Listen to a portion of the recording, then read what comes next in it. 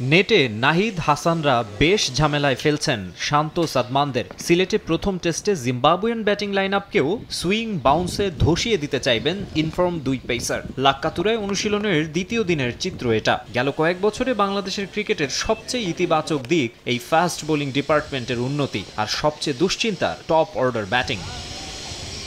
তবে আসছে জিম্বাবুয়ে, ফিরবে বাংলাদেশ ক্রিকেটের সুদিন। রানের বন্যা বইয়ে দেবেন ব্যাটাররা, বোলাররা ঝুলিতে পড়বেন উইকেটের পর উইকেট। একের পর এক রেকর্ড যোগ হবে সবার নামের পাশে। জিম্বাবুয়ে দলের বাংলাদেশ সফরের প্রসঙ্গ এলেই এই কথাগুলো দেখা যায় সামাজিক যোগাযোগ মাধ্যমে। খর্বশক্তির জিম্বাবুয়ের বিপক্ষে ভালো খেললেও স্বস্তিতে থাকতে পারেন না ক্রিকেটাররা।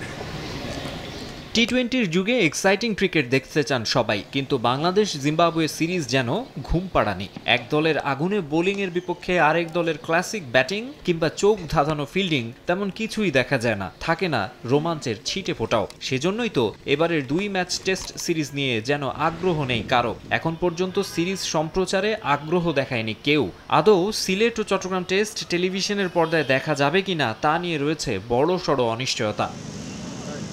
তবে নিজেদের হারিয়ে খোঁজা জিম্বাবুয়ে দলের ওসব নিয়ে ভাবা মানায় না। র্যাঙ্কিংয়ে কয়েক ধাপ ওপরে থাকা বাংলাদেশের বিপক্ষে খেলতে চায় সেরা খেলাটাই। পূর্ণ শক্তির দল নিয়েই সফরে আসছে তারা। 15 সদস্যের স্কোয়াডে ফিরেছেন 2 অভিজ্ঞ ক্রেগ আরভিন ও শন উইলিয়ামস।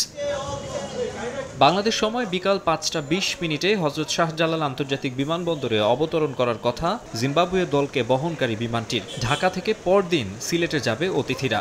লাক্কাতুরায় 20 এপ্রিল শুরু হবে প্রথম টেস্ট, এরপর চট্টগ্রামে দ্বিতীয় টেস্ট 28 এপ্রিল থেকে। সিরিজ শেষে 4 মে দেশে ফিরে যাবে Zimbabwe cricket team. Maksum Alam Khan, Somoy সংবাদ।